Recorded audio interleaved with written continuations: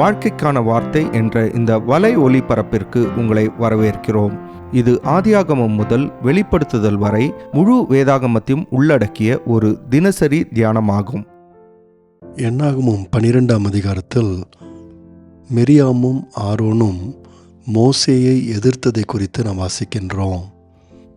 1ஆம் வசனத்தில் நாம் வாசிக்கும்போது, எத்தியோப்பியா தேசத்து ஸ்திரீயை மோசே விவாகம் பண்ணியிருந்தபடியினால் மிரியாமும் ஆரோனும் அவன் விவாகம் பண்ணின எத்தியோப்பியா தேசத்து ஸ்திரீயின் நிமித்தம் அவனுக்கு விரோதமாய் பேசி என்று வாசிக்கின்றோம். மிரியாமுடைய பெயர் முதலாவது குறிப்பிடப்பட்டிருக்கின்றதை நாம் பார்க்கின்றோம். ஒருவேளை இதற்கு காரணம் மிரியாம் தான் முதன்மையாக மோசே எதிர்த்ததாக இருந்திருக்கலாம். ஆரோன் அவளுக்கு பக்கபலமாய் இருந்திருக்கலாம்.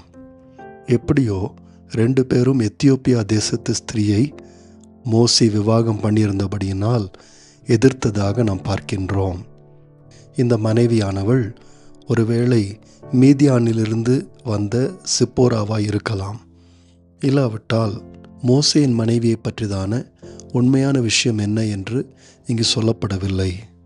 ஆனால் 2ஆம் வசனத்தை வாசிக்கும்போது உண்மையான விஷயம் மோசேயின் மனைவி அல்ல, மாறாக மோசே தன்னை தலைவனாக முன்னிறுத்தி கொள்வதாக இவர்கள் குற்றம் சாட்டுவதாக நாம் பார்க்கின்றோம். 2ஆம் வசனத்தில் வாசிக்கும்போது, கர்த்தர் மோசையை கொண்டு மாத்திரம் பேசினாரோ, எங்களை கொண்டும் அவர் பேசினதில்லையோ என்றார்கள் என்று நாம் வாசிக்கின்றோம். அதாவது இஸ்ரவேல் ஜனங்களிடத்தில் மோசே தன்னை முன்னிலைப்படுத்துகின்றார் என்பதாக அவர்கள் சொல்லுகின்றார்கள். ஆனால் 3ஆம் வசனத்தை வாசிக்கும்போது வேத எழுத்தாளர் தெளிவாக மோசே அப்படிப்பட்டவர் அல்ல என்பதை நிரூபித்து காண்பிக்கின்றார். பெருமையினாலேயோ தன்னை முன்னிறுத்தி கொள்ள வேண்டும் என்பதற்காகவோ மோசே எந்த விதமான முயற்சியும் செய்யவில்லை. 3ஆம் வசனத்தில் வாசிக்கிறோம், மோசே ஆனவன் பூமியிலுள்ள சகல மனிதர்களும் மிகுந்த சாந்த குணமுள்ளவனாய் இருந்தான் என்று பார்க்கின்றோம். ஆகவே மிரியாமும் ஆரோனும் சொன்னது முற்றிலும் தவறான ஒரு காரியம். இப்படி இருக்க ஏன் மிரியாமும் ஆரோனும் மோசேக்கு விரோதமாக தவறான குற்றச்சாட்டை கொண்டு வந்தார்கள்? பாருங்கள், மிரியாம் என்பவள் ஒரு தீர்க்கதரிசி. அதே போல ஆரோனும் முக்கியமான பிரதான ஆசாரியன். ஆண்டவர் ஆரோனிடத்தில் ஒரு சில நேரங்களில் நேரடியாகவும் கடந்த காலங்களிலே பேசியிருக்கின்றார். ஆனால் இவர்கள் 2 பேரும் இஸ்ரவேலின் தலைவர்களாக எண்ணப்படவில்லை. பாருங்கள், ஆரோன் மிரியாமை போன்ற மக்கள் நல்ல வரங்கள் பெற்றவர்களாக இருக்கின்றார்கள். ஆனால் அதே நேரத்தில் சில நேரங்களில் பேராசை கொள்ளுகின்றார்கள். அவர்களுக்கு கொடுக்கப்பட்ட தற்போதுள்ள பதவிகள் அவர்களுக்கு போதுமானதாகவும் திருப்திகரமானதாகவும் இல்லை. அவர்கள் இன்னும் அதிகமாய் கேட்கின்றார்கள். எல்லாரை காட்டிலும் முந்தி போக விரும்புகின்றார்கள். மனிதர்கள் தங்கள் மேல் கவனம் செலுத்தாமல் தங்களுக்கு இணையானவர் என்று அவர்கள் நினைத்து கொண்டிருக்கும் வேறொருவருக்கு கவனம் செலுத்தும் போது அவர்கள் எரிச்சல் அடைகின்றார்கள். முந்தின அதிகாரத்தை ஒப்பிட்டு நீங்கள் பார்ப்பீர்கள் என்று சொன்னால், அங்கே நாம் பார்த்தோம், மோசேயின் மீது இருந்த ஆவியை ஆண்டவர் 70 மூப்பர்களுக்கு பகிர்ந்து கொடுத்தார் என்று பார்க்கின்றோம். அப்படியானால் இஸ்ரவேலுடைய தலைமை இன்னும் விரிவாய் கொண்டு போனது. இன்னும் அநேகர் தலைவர்களானார்கள். ஆனால் மிரியாமும் ஆரோனும் அப்படிப்பட்ட முக்கியத்துவம் கொடுக்கப்படவில்லை என்று நாம் புரிந்து கொள்ளலாம். ஆகவே இப்பொழுது மிரியாமும் ஆரோனும் இங்கே எரிச்சல் அடைகின்றதை பார்க்கின்றோம். நண்பர்களே, தலைமைத்துவம் என்பது ஆண்டவர் அவருக்கே தெரிந்த காரணங்களுக்காக சிலருக்கு கொடுக்கின்றார். ராஜாக்களை ஏற்படுத்துகிறார், ராஜாக்களை தள்ளுகின்றார். விசுவாசிகள் இப்படிப்பட்ட தலைவர்களுக்கு கீழ்ப்படிந்து அவர்களுக்காக ஜெபிக்கவும் செய்கின்றார்கள். அது மாத்திரமல்லாமல் விசுவாசிகள் தங்களுக்கு கொடுக்கப்பட்ட அழைப்பிலே உறுதியாய் நின்று கர்த்தர் அவர்கள் என்ன செய்ய சொல்கிறாரோ, எங்கே அவர்களை ஊழியம் செய்ய சொல்கிறாரோ அந்த இடத்தில் உண்மையாக அவள் செய்து கொண்டே இருக்கின்றார்கள்.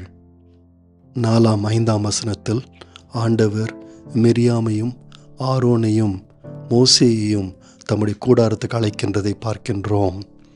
அழைத்து ஆண்டவர் மோசே யார் என்பதை தெளிவுபடுத்துகின்றார். பொதுவாக ஒரு தீர்க்கதரிசியினிடத்தில் ஆண்டவர் தரிசனத்தின் மூலமாய் சொப்பனத்தின் மூலமாய் பேசுவார். ஆனால் மோசே அப்படிப்பட்டவர் அல்ல. அவர் ஆண்டவருடைய வீட்டில் உண்மையுள்ளவராய் இருந்தபடினாலே ஆண்டவர் அவரிடத்தில் முகமுகமாகவும் பிரத்யட்சமாகவும் பேசுகின்றார். கர்த்தரின் சாயலை மோசே காண்கின்றார். சுருக்கமாக சொல்ல வேண்டுமானால் இதைதான் ஆண்டவர் சொன்னார். நண்பர்களே, ஆனால் இதே நேரத்தில் மோசே ஆண்டவரை இருக்கின்ற வண்ணமாக கண்டார் என்று நாம் யோசித்து விடக்கூடாது. யாத்ரா 33 அதிகாரம் 20 வாசிக்கும்போது அது கூடாத காரியம் என்று நாம் பார்க்கின்றோம். ஆண்டவர் சொன்ன வார்த்தைகளின் அர்த்தம் என்னவென்றால், மோசேக்கு மற்ற இஸ்ரவேலருக்கு கிடைக்காத விதத்தில் ஒரு விசேஷமான உறவும் ஒரு விசேஷமான பிரசன்னமும் ஆண்டவரிடத்தில் கிடைத்தது. ஆண்டவர் மோசே இடத்தில் தெளிவாக பேசினார் என்று நாம் புரிந்து கொள்ள வேண்டும். ஆண்டவர் இப்படி மோசேயை குறித்து சொல்லிவிட்டு 8 இப்படி இருக்க நீங்கள் என் தாசனாகிய மோசேக்கு விரோதமாக பேச உங்களுக்கு பயமில்லாமல் போனது என்ன என்று ஆண்டவர் கேட்டார். நண்பர்களே, சவுலை கொல்லும்படியாக தாவீதுக்கு ஒரு முறை நல்ல வாய்ப்பு கிடைத்தது. தாவீதும் சாமுவேலாலே அபிஷேகம் பண்ணப்பட்ட ஒருவனாய் இருந்தான். ஆனால் அபிஷேகம் பண்ணப்பட்டவர் மேல் என் கையை போட மாட்டேன் என்று தாவீது தன்னுடைய மனிதர்களுக்கு சொன்னான். பாருங்கள், சவுல் அந்த நேரத்தில் ஆண்டவருடைய வழிகளில் நடக்கவில்லை. இஸ்ரவேலின் ஆசாரியர்களையே கொன்று போட்டவன்தான் சவுல். அவன் யோக்கியன் அல்ல. ஆனாலும் தாவீது சவுல் தேவனால் அபிஷேகம் பண்ணப்பட்டவராய் இருந்தபடினாலே அவரை மதித்தான் என்று பார்க்கின்றோம். நண்பர்களே, இன்றைக்கும் சில தலைவர்கள் சரியில்லாதவர்களாக எதிர்பார்க்கக்கூடிய நிலைமையில் இல்லாமல் இருக்கலாம். ஆனால் அவர்கள் ஆண்டவரால் அபிஷேகம் பண்ணப்பட்டிருக்கின்றபடினாலே அவர்களை மதிக்காமலும் அவர்களுக்கு விரோதமாக எழும்புவதற்கும் நாம் யார்?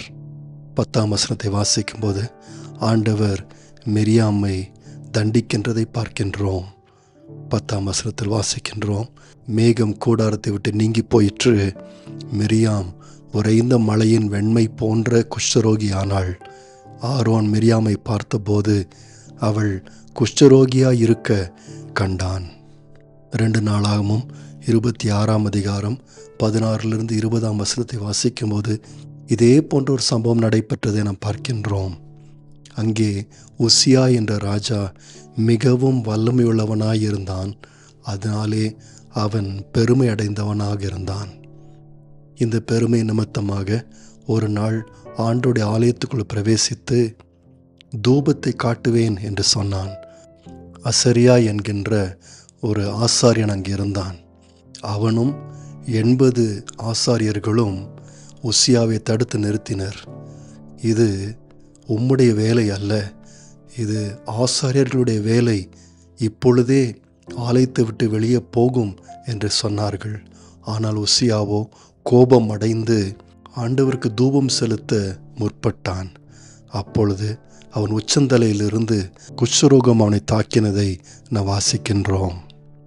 ஆரோன் மோசேயினுடைய தலைமைத்துவத்தை எதிர்த்ததினாலே ஆண்டவர் குஷ்டத்தை கொண்டு வந்தார் என்று கண்ட உடனடியாக மனம் திரும்பினான்.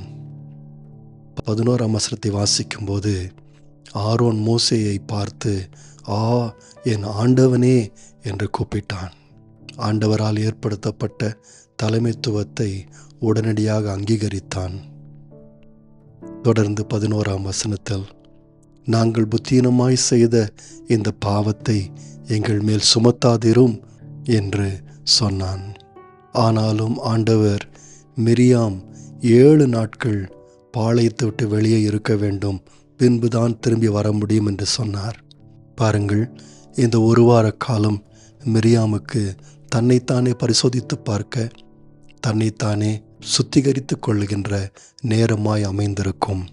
அது மாத்திரமல்லாமல் இஸ்ரவேல் ஜனங்களுக்கும் இது நல்ல ஒரு கற்றுக்கொள்ளுகின்ற நேரமாய் அமைந்திருக்கும். ஆண்டவரால் ஏற்படுத்தப்பட்ட தலைமைத்துவத்தில் இருக்கின்றவர்களை எப்படியா கனம் பண்ண வேண்டும் என்கின்ற ஒரு பாடமாய் இது இருந்திருக்கும்.